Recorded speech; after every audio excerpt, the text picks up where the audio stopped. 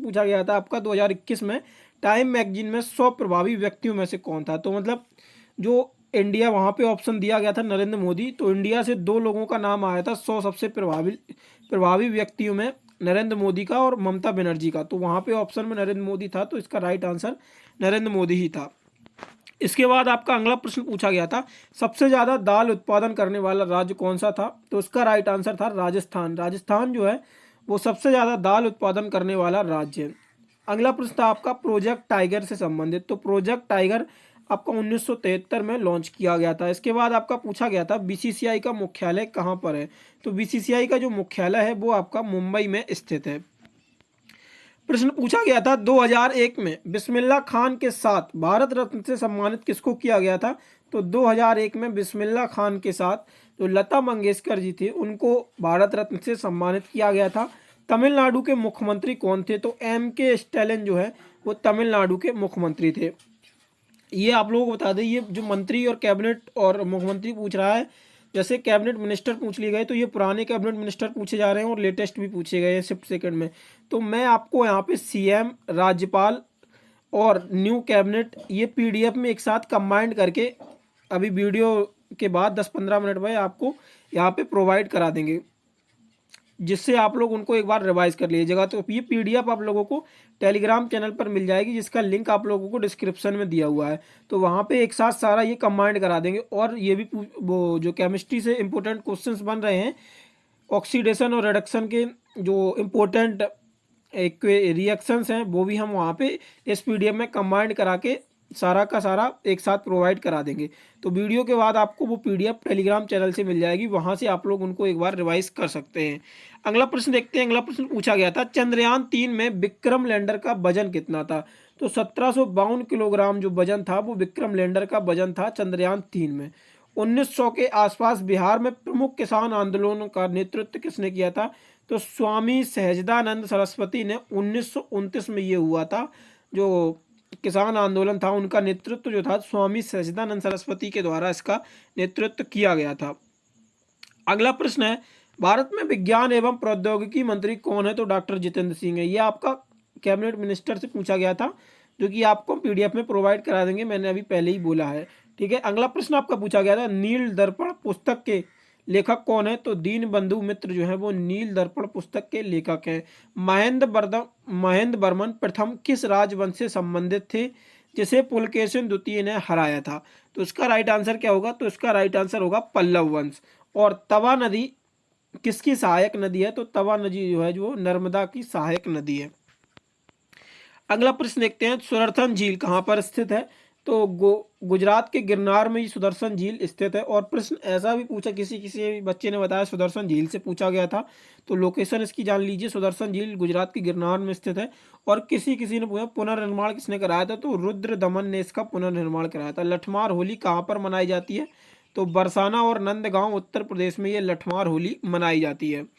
अगला प्रश्न आपका पूछा गया था प्रार्थना समाज की स्थापना किसने की। तो आत्मारंग पांडुरंग ने इसकी स्थापना की थी 1867 में। ये भी हम आपको पीडीएफ में कंबाइंड करके दे देंगे, प्रमुख स्थापनाएं जो कि आपकी इंपोर्टेंट बन सकती हैं आपके आने वाले शिफ्टों के लिए। अगला प्रश्न है विश्व मोहन भट्ट को रुद्र वीणा के लिए 1994 में किस पुरस्कार से सम्मानित किया गया था। तो मोहन भट्ट ने मोहन वीणा भी बनाया है, जिनको ग्रैमी अवार्ड से सम्मानित किया गया था 1994 में। गोल्फ का सबसे पुराना क्लब कौन सा है। तो रॉयल ब्लैक क्लब 1776 और रॉयल कोलकाता, ये गोल्फ का सबसे पुराना क्लब है।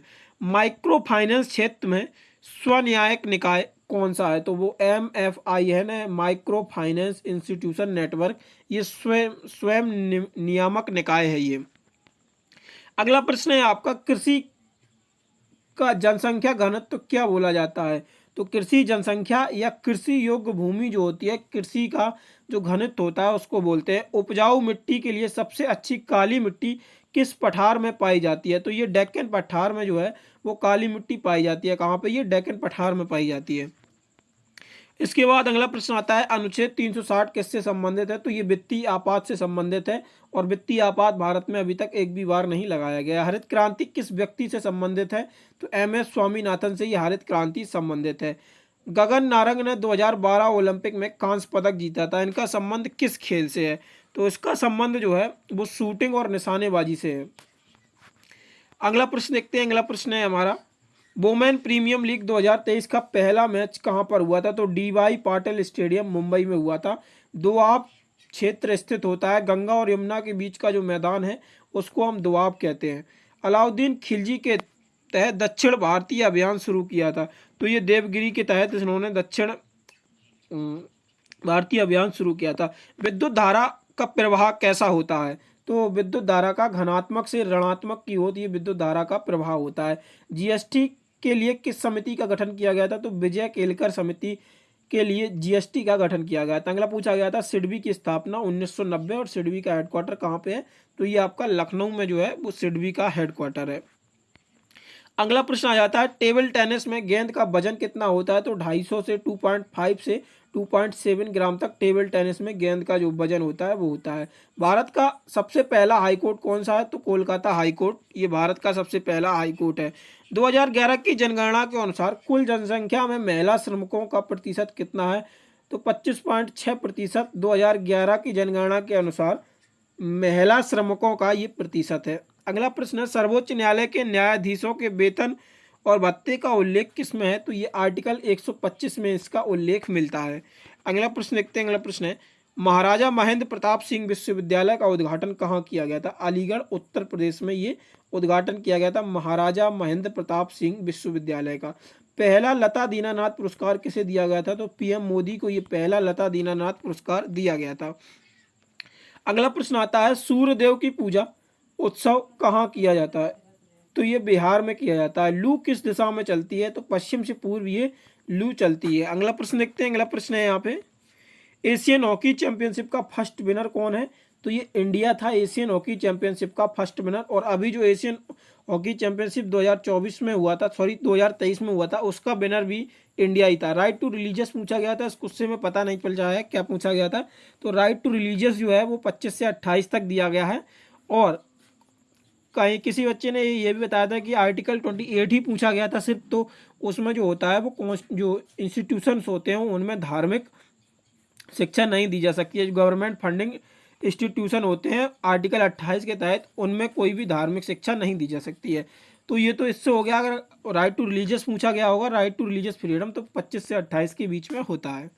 अगला प्रश्न देखते हैं। तो अगला प्रश्न पूछा गया था, जो अकबर का फाइनेंस मिनिस्टर है ये कौन होता है? तो टोडरमल होता है। इसके बाद आपका एक प्रश्न पूछा गया था, 183 दिन से जो कम वर्क मतलब मार्जिनल वर्कर से संबंधित था। मार्जिनल वर्कर क्या होते हैं? जो 183 दिन से कम काम करते हैं वो मार्जिनल वर्कर होते हैं। और आगे के लिए हमें याद रखना है, मैन वर्कर क्या होते हैं? जो 183 दिन से जो ज़्यादा काम करते हैं वो हमारे मैन वर्कर्स होते हैं। अगला प्रश्न पूछा गया था, आर्टिकल 76 किससे रिलेटेड है? तो ये अटॉर्नी जनरल से रिलेटेड है। और शीला पतिकनम बुक ये किससे रिलेटेड है? तो इंडिगो अडिगल के द्वारा ये लिखी गई थी बुक। अगला प्रश्न आता है, नुआखाई महोत्सव ये उड़ीसा से संबंधित है। और रेलवे नेटवर्क पूछा गया था, तो ये 68,000 का अप्रॉक्स हमारा रेलवे नेटवर्क है। तो ये आपका जीएस के सेक्शन में जितने भी प्रश्न ये मिल सकते थे तीनों शिफ्टों में, ये तीनों शिफ्टों के प्रश्न थे, रियल और ऑथेंटिक प्रश्न। तो ओवरऑल तीनों शिफ्टों की बात करें तो फर्स्ट शिफ्ट का जीएस काफ़ी अच्छा आया था। फर्स्ट शिफ्ट की कंपैरिजन में सेकेंड और थर्ड शिफ्ट का जीएस थोड़ा मॉडरेट लेवल का रहा। ये इजी तो नहीं कह सकते हैं, लेकिन जीएस अच्छा पूछा जा रहा है। मैथ नॉर्मल ही आ रहा है, 25 के 25 क्वेश्चन यानी कि 23 से 24 क्वेश्चन सिंगल गो में आप कर देंगे। डुएबल प्रश्न आ रहे हैं। ट्रिग्नोमेट्री और अलजेब्रा का अच्छा सेक्शन आ रहा है, 3 से 4 प्रश्न दिख रहे हैं। और जीएस में बात करें तो केमिस्ट्री से 2 से 3 प्रश्न बन रहे हैं और बायोलॉजी 3 से 4, फिजिक्स से 1 ही प्रश्न देखने को मतलब 5-6 प्रश्न बन रहे हैं साइंस से। अभी फर्स्ट शिफ्ट में भी बने थे, सेकंड शिफ्ट में 4 से 5 प्रश्न बने थे और थर्ड शिफ्ट में भी साइंस का प्रश्न हमें नहीं मिला था, लेकिन हम वो रिव्यू करेंगे तो आपको टेलीग्राम पे वहाँ पे इन्फॉर्म कर देंगे। और बाकी इंग्लिश मॉडरेट ही आ रहा है, ज़्यादा लेंदी नहीं आ रहा है।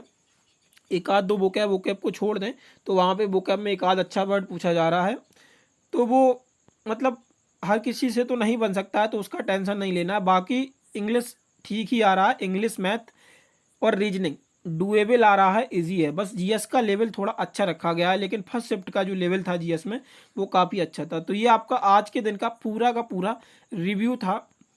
बाकी आप लोगों को हम जब ये पीडीएफ प्रोवाइड कराएंगे टेलीग्राम चैनल पे, तो वहाँ पे सीएम, गवर्नर और टाइम्स मैगजीन से संबंधित जो इम्पोर्टेंट डाटा पूछा गया था वो भी और प्रोवाइड करा देंगे, और इम्पोर्टेंट डिसीज़ और उनकी डिफिशियंसी भी हम प्रोवाइड करा देंगे इस पीडीएफ में कंबाइंड करके, जिससे आप लोग एक बार रिवाइज कर लिएगा तो क्या आपके आने वाले शिफ्टों के लिए वो इम्पोर्टेंट होगा। बाकी अगर आप लोगों को वीडियो पसंद आई हो तो वीडियो को लाइक करें, चैनल पर पहली बार हो तो चैनल को सब्सक्राइब करो जरूर करें, और अपने दोस्तों के साथ शेयर करना ना भूलें। और पीडीएफ आप लोगों को हमारे टेलीग्राम चैनल पर ही मिलेगी, जिसका लिंक आप लोगों को डिस्क्रिप्शन में मिल जाएगा। और एमसीक्यू फॉर्मेट में ये जीके जीएस के तीनों शिफ्टों के प्रश्न के अगर आप लोग टेस्ट देना चाहते हैं तो आप लोग हमारी वेबसाइट पे जाके उनका टेस्ट दे सकते हैं। वेबसाइट है www.ghantajob.com। वहाँ पे आपको आज के एसएससी सीजीएल के 9 सितंबर के तीनों शिफ्टों के जो जीएस में सेक्शन पूछा गया था वो तीनों शिफ्टों के क्वेश्चन आपको वहाँ पे मेमोरी बेस्ड क्वेश्चन वहाँ पे प्रोवाइड करा दिए गए हैं एमसीक्यू फॉर्मेट में, तो वहाँ से आप लोग उनको अटेम्प्ट कर सकते हैं। और नहीं तो वेबसाइट का लिंक आप लोगों को डिस्क्रिप्शन में ही दिया हुआ है, तो वहाँ से भी आप लोग ज्वाइन कर सकते हैं। धन्यवाद।